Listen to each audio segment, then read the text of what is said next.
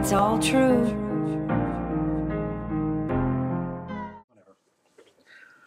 The Joker movie is amazing. I just saw it last night, and I saw it the first night it came out, and it's really incredible. Real art is a dramatic expression of an idea, feeling, story, image, whatever. And really, the best art is one that forces you to feel something or imposes an idea upon you in such a way that you might not be as receptive to it, but there it is. It's so compelling you can't help yourself. This movie is really disturbing, and there are quite a few moments where I was writhing in my seat, like it made me squirm. Where it's like it was hard to look at. Like was like, oh man. Not because it was particularly gory, not because it was particularly violent. This was no John Wick 3 or whatever. It was that it was a kind of darkness, a personal darkness, that was very realistically portrayed. And it was really quite amazing to watch.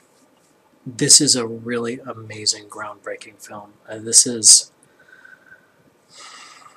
I don't know where to start with it. It's going through. The directing is incredible. The acting, particularly Joaquin Phoenix, he was amazing. Everyone should win an award on this thing. The writing was very good. The dialogue, I felt in a couple places, was kind of, in one or two places I felt was a little contrived, a little weak, but that's a minor complaint. Overall, the writing is excellent. The build-up is fantastic. Everything about this movie is just, I don't have enough good things to say about it. For a movie that makes you feel terrible, it's a normal, tragic film like this, where it's a character study and it is super microscopically focused on one character. Normally starts with a character who has everything or enough or whatever, has some sort of fault or fall from grace or whatever, and slowly loses everything. What was that film? Michael Douglas, I think? Man on Fire?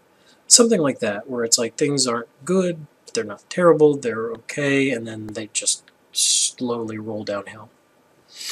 This is an interesting twist. This is a man with nothing who then loses everything,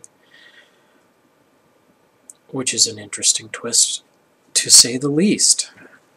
It's very hard to watch and very clever. I had no spoilers at all, but man, this movie was just... I really want to see this film again soon, and I hope to tomorrow. It's just like, no spoilers, but we saw from the previews that, it's a man whose life is miserable. However you think this movie is going to go, like, lose your preconceptions. It's not how this movie is going to turn out. Certainly it's not an action film. This is barely a comic book film. But it handles the comic booky elements of it very well. What else I wanted to talk about? It's not in the previews, but I don't think it's a spoiler, just because if you read about any of the buzz around the film, not the nonsense about how this film was going to have or it's going to have a shooter or some shit like that, that's nonsense. I'm not going to even address that. But, like, Joaquin Phoenix, when he was getting prepared for this role, was studying, I think it's called a pseudobulbar effect. Pseudobulbar effect. Once again, I don't think this is a spoiler. If you're worried about spoilers, this is a very minor thing, but stop now, I guess. Very minor thing is you kind of see it in the commercials. the previews for this film where he seems to be laughing hysterically, and it looks like a forced laugh or something like that. It looks very wrong, and it sounds terrible. Like, when he's laughing, it's disturbing. And what we very quickly learn in the film is the pseudobulbar effect, which is, if I'm following this correctly, it's a neurological disorder, or it's an effect associated with either a neurological disorder or physical brain damage. The premise is, if I'm understanding this properly, is that people have certain reactions to certain situations and certain emotional responses. Laughing and crying are the most common in the pseudobulbar effect. But with the pseudobulbar, it's, if I'm getting this, is that they're triggered either by stress or just at random, where someone will just start laughing or crying for no good reason or in very inappropriate situations. Like, the thing that sets them off is not the thing that should be. In the case of, as you may have guessed if you read any of the background stuff about this film, or you saw the previews for it, the 2 previews, excellent work by the way, the main character has pseudobulbar. Specifically, he has an uncontrollable laugh. Every so often, due to stress or anxiety, and sometimes just totally at random, he'll just start laughing. And the laugh ends here. Like, from the eyes up, he looks like he's suffering. And at some point, and you get a bit of it in the preview, the teaser, and the one preview. It was excellent the way they did not reveal the entire story through the previews, like they did with the last Terminator film and other movies, where they just tell you the entire story before you even, long before it ever comes out. They did a great job of keeping everything under wraps. So yeah, is this character with this horrible laugh that he can't control, and obviously the effects of having an uncontrolled laugh and so on are one of the factors that makes this film what it is. Once again, I don't think this is a spoiler, but the theme of this film is not really guy becomes supervillain. It's more a very dark character study that involves a lot of issues of mental wellness and mental illness. And the fact this is a DC film is just blowing, it blows me away. This movie is so compelling. This movie should win all the awards. I don't know what movie awards are. I don't pay attention to them. I don't care. I haven't watched television in years. But this should win all the awards. It was just so good. The acting, Joaquin Phoenix has to carry the film, because I'd heard someone mention he's like almost everywhere, and I was paying attention while I was watching the film.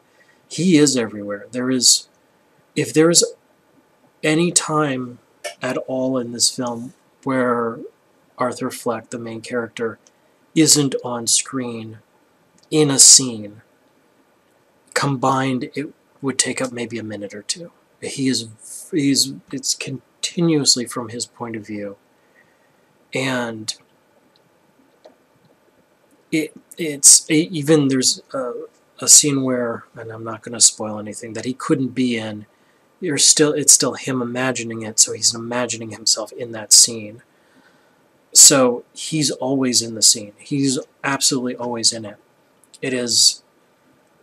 I haven't seen a film like this that was this good, that I was this intrigued with in a long-ass time, and I'm very pleased to have seen it. I am sad to say this, but I had always said the absolute gold standard for the Joker, portrayals of the Joker, were Heath Ledger and Mark Hamill. Mark Hamill in the cartoon, obviously, Heath Ledger in The Dark Knight, and Phoenix just blew them both away. It just absolutely blew them both away. I mean, this movie should not have a sequel, but at the same time, I kind of want to know what happens next. the way that's how this movie ends. Like, I want to know what happens next. We see a very young Bruce Wayne in the preview. There's some cool stuff there. It's like I kind of want to see that Batman, if that makes any sense. Anyway, how do I review this shit? What are the odds you'll see it and not like it? This movie's amazing. This is like the Oscars. That's what it is. This should win a bunch of Oscars. It absolutely should. It's an amazing film. That said, it is really damn dark, and it is very uncomfortable. That said, even in scenes where it's like where you're not enjoying yourself, where you're really uncomfortable, you can really appreciate the artistry of this film. I'd say pretty low. Odd you'll see it and not like it, at best 1 in 10. I mean, it's a very good film. It's a very, very good film, but I don't think it's for everyone. Do I want to see it again? Yes, I do, and it's kind of with a bit of trepidation. It's not like I always use Guardians of the Galaxy as the gold standard for this particular metric, but it's like, with Guardians of the Galaxy, it's like, wow, that's exciting. I can't wait to go back and see this film again and see this part and this part and this part. And it's like, I'm going to see the Joker again tomorrow, I'm pretty sure, and I'm looking forward to it, and I'm kind of not, because I'm going to recoil in horror, in ickiness, like spiritual and emotional grotesqueness of this film. So I'm kind of hesitant to. I do want to see it again, and soon. I do want to see this again, but after I see it again, this isn't one of those films I want to see like 4 or 5 times in a row, which I will do for films I really like, that I really enjoy, that are really that are really upbeat and very well, that move well. This ain't one of them. I do want to see it again, but after I see it again, I don't want to see this again for a little while. I need some time to recover from this film. I really, really recommend seeing this a lot. This is good, professional. I mean, I can't stress this enough. I love comic book movies. I love superhero movies. And having a film with the villain, that's great. The villain's film. This is a film we've been waiting for a little while. I guess we kind of sort of saw it with Venom, but not really at all. But at the same time, this is a comic book film that's an actual, like, in capital F as in film. Like, this is a historic kind of important film in filmmaking. It's so good. Go see this film. It's amazing. It's one of those films I'd like to own, and it's a film there should be a class on. Like, there should be a class discussing this film in film school. There's a lot that was done that could be learned, that a new director, writer, whatever, could learn from. Acting, oh my god. That's all I have to say. I could go on this, but I don't want to spoil anything. Go see this film.